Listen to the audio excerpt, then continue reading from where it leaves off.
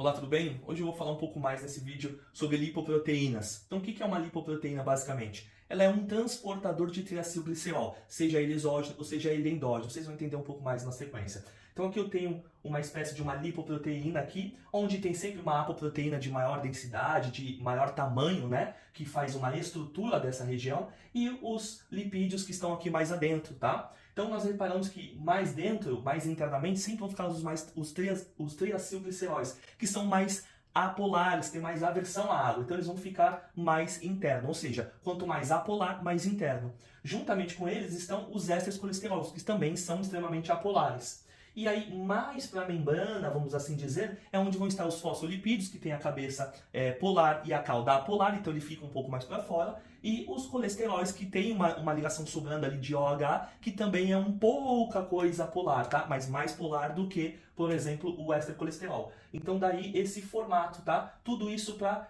empacotar o máximo possível de triacilglicerol, que é o principal objetivo das lipoproteínas. É o transporte de triacilglicerol para o organismo. Por quê? Porque o triacilglicerol como um todo, ele é apolar, como eu já havia dito. Então ele não consegue ser transportado diretamente pelo sangue. Daí o organismo cria mecanismos, né, no caso a lipoproteína, para fazer esse transporte ali para os tecidos de interesse.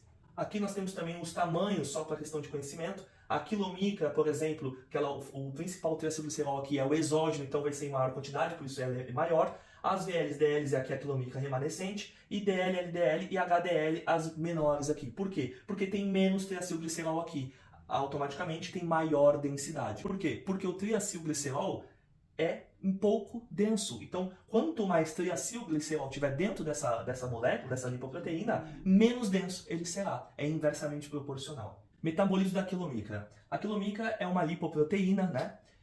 Onde tem como principal função o transporte de triacilglicerol exógeno, tá? Muito importante. Diferentemente do VLDL, que tem como responsabilidade aí o transporte de triacilglicerol endógeno. Como que vai ser transportado? A quilomicra ela vai nascer lá na célula intestinal, no enterócito, e vai ter o seu fim lá nas células hepáticas, nos hepatócitos. E como que acontece esse ciclo? Então aqui ela vai ser produzida, lá no retículo endoplasmático vai produzir a ApoB48, que é uma proteína grande, a principal de estrutura. Por que ela produz isso? Porque a quantidade de, por exemplo, nós temos aqui triacilglicerol, fosfolipídio, colesterol, éster colesterol. Esses fosfolipídios, nós sabemos que eles ficam na camada, né, na parte mais externa. Mas eles não são suficientes para empacotar tudo isso de triacilglicerol. Porque essa quilomicra leva muito triacilglicerol, porque é na fonte exógena.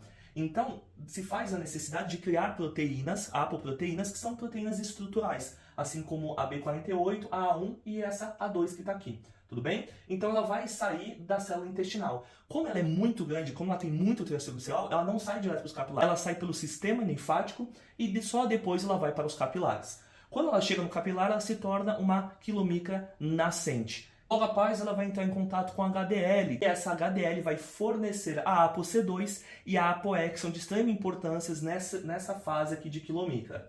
Então, quando ela transporta, quando ela doa essa ApoC2 e essa ApoE, essa quilomicra vira uma quilomicra madura. Ou seja, ela já está apta a doar ali os seus triacilgliceróis. Descendo mais para cá, nós temos aqui a quilomicra, e aqui, ó, representado em laranja, nós temos, por exemplo, uma célula muscular, por exemplo, ou um adipócito. Por que eu falo célula muscular ou adipócito? Porque eles vão usar o triacilglicerol a favor deles. O músculo através da beta-oxidação e gerar um ATP, ou então o adipócito através do armazenamento, tá bom? Então, nós temos aqui na membrana as lipoproteínas lipases, que vão estar em membrana e que precisam de um cofator, que no caso aqui é a ApoC2, que foi dada pela HDL, para buscar o triacilglicerol lá no meio, porque essa molécula, essa lipoproteína, ela é muito grande, então ela precisa de um cofator para ir buscar o triacilglicerol lá no meio.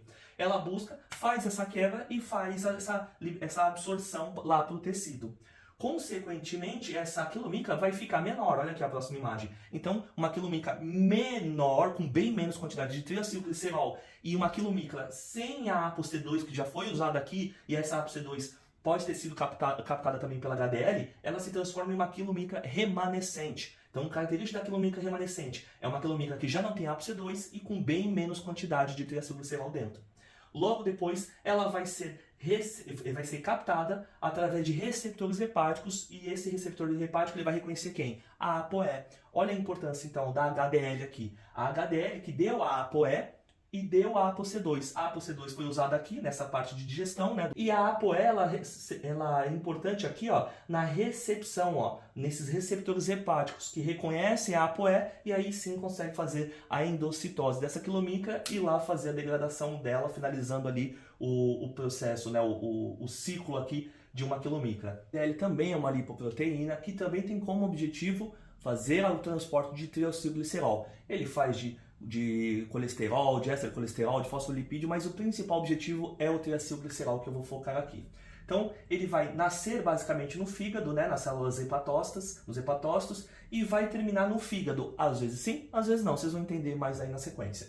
Então, ele saindo do fígado, ele vira uma VLDL nascente, tá? E ele nasce, né? Ele tem essa VLDL nascente com uma apoproteína, com uma ApoB100, que foi sintetizada lá no retículo endoplasmático, né? Foi com forma estrutural e também com a ApoC1 e às vezes a ApoE ou às vezes não. Então daí ele surge uma VLDL nascente, característico, mas principalmente com a ApoB100, que vocês vão entender mais lá para frente o objetivo dela. Aqui ela entra em contato com a HDL. A HDL também fornece a ApoC2 e a ApoE, assim como na quilomicra, né? E aí, quando você tem a ApoE, ou mais principalmente com a ApoC2, aí ela se torna uma VLDL madura, tá? No tecido muscular, por exemplo, ou pode ser um tecido adiposo, né? Enfim, vai ter ali lipoproteínas lipases na sua membrana, que vão entrar em contato com a ApoC2, que foi dada lá pela HDL, e aí a ApoC2 vai entrar como se fosse um cofator aqui, e aí vão fazer a ligação, e aí sim eles conseguem possibilitar fazer essa quebra desse triacilglicerol e ser digerido, e ser absorvido para tecido, para virar, por exemplo, lá na frente, lá fazer uma beta-oxidação e gerar o ATP, no caso aqui do músculo, ou então um armazenamento como adipócito, tá? E aí eles voltam a formar triacilglicerol dentro do adipócito. Então, fez essa parte. Saindo daqui, ela se transforma em uma VLDL remanescente. O que é característico de uma VLDL remanescente? Ela já não tem mais a ApoC2 que ficou lá nessa fase anterior. E essa ApoC2 foi captada por quem? Pela HDL também. Outra característica importante é a quantidade de triacilglicerol. Repare que nessa molécula aqui é bem menor do que essa daqui. Por quê? Porque já foi captado lá pelas lipoproteínas lipases, tudo bem?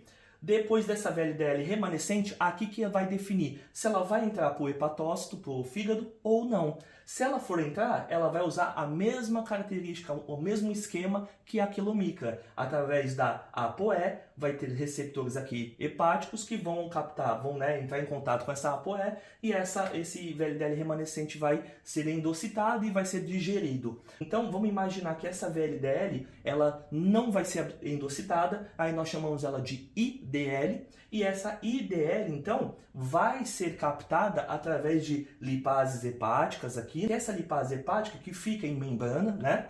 Ela não precisa de um cofator. Por que ela não precisa de um cofator? Porque essa molécula já está menor, ela não tem essa necessidade de ter o cofator para buscar o triglicerol lá dentro. Essa molécula já está pequena, já tem mais fácil acesso.